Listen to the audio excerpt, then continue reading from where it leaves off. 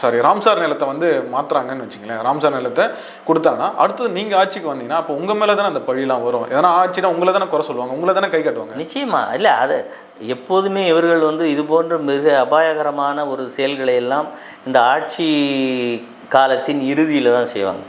அது எத்தகைய தன்மை வந்தாலும் அதை வந்து சமாளித்து கொண்டு அவர்களிடம் ஒரு மிகப்பெரிய பிரதி விவகாரத்தை பெற்றுக்கொண்டு இதற்கான பூர்வாங்க அனுமதிகளை எல்லாம் கொடுத்துவிட்டு நாம் ஓடிவிடலாம் என்கின்ற ஒரு மனநிலையும் இதில் ஒளிந்திருக்கிறது. ஏனென்றால் இது போன்ற எதிர்ப்புகள் எதிர்வினைகள் ஏற்கனவே அந்த சதுப்பு நிலங்களில் பல இராணுவ வீரர்களுக்கு கொடுக்கப்பட்டதாக பல பேர் உயர்நீதிமன்றத்தை நாடிய போதும் உயர்நீதிமன்றம் சதுப்பு நிலங்களை நீங்கள் இராணுவ வீரராகவே இருந்தாலும் உங்களுக்கு ஏற்கனவே வழங்கப்பட்டிருந்தாலும் அது உங்களுடைய பயன்பாட்டுக்கு எடுத்துக்கொள்ளக்கூடாது, அதையெல்லாம் தாண்டிய இயற்கையும் அதனுடைய வளமும் சம்பந்தப்பட்டது என்று பல வழக்குகளில் தீர்ப்புகளை கொடுத்துருக்காங்க.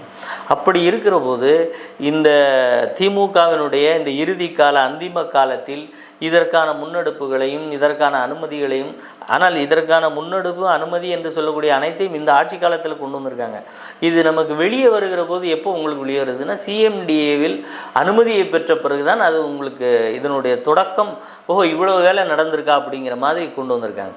ஏனென்றால் பொன்முடி அமைச்சரவையிலிருந்து நீக்கி பல மாதங்கள் ஆகியிருக்கு, கிட்டத்தட்ட ஒரு ஆண்டு பக்கத்தில் ஆக போகுது. அப்போ அவர் வனத்துறை அமைச்சராக இருக்கிற போது இந்த அனுமதியை கொடுத்துருக்காருன்னு சொன்னால் இந்த ப்ராசஸ் எப்போ இருந்து ஸ்டார்ட் பண்ணியிருக்காங்கன்னு பாருங்கள்.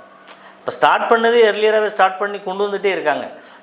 இப்போ ஆட்சி முடிய போகிற தருவாயிலையும் இந்த சிஎம்டிஏ அனுமதியை நம்ம கொடுத்துட்டு போயிடுவோம், எங்களோட வேலை முடிஞ்சிருச்சுப்பா அப்படின்னு சொல்லி அந்த நிறுவனத்தை இப்போது நாங்கள் 2000 கோடிக்கு முதலீடு ஈர்த்தோம், நிறுவனம் வந்துச்சு, ஆனால் இந்த திட்டம் செயல்பாட்டுக்கு வருமா, இத்தனை பிரச்சனைகளையும் இத்தனை சிக்கல்களையும் தாண்டி இது செயல்பாட்டுக்கு கொண்டு வரக்கூடாது என்பது தான் அனைத்து மக்களினுடைய கோரிக்கையாகவும் இன்றைக்கு வருகிறது. சமூக ஆர்வலர்களும் அதே கருத்தில் கொண்டு வருகிற போது இப்போ இதில் பாதிக்கப்படும் போது யாருன்னா அந்த நிறுவனம் தான் பாதிக்கப்படும். இவர்கள் ஆட்சி காலத்தில் ஒரு விளம்பரம், ஒரு செய்தி, ஒரு குறிப்பிட்ட அளவுக்கு அவர்களிடமிருந்து ஒரு சதுரடிக்கு இவ்வளவு என்கின்ற பணம் அனைத்தையும் வாங்கிட்டாங்க. பாதிக்கப்பட்டால் இனிமேல் ஒருவேளை இந்த திட்டம் இவர்கள் காலத்தில் வந்துவிட்டதுன்னு வைங்க, வாங்குகிறவர்கள் அனைவரும் இதற்கான பாதிப்பை அடைய வேண்டிய சூழ்நிலை வரும்.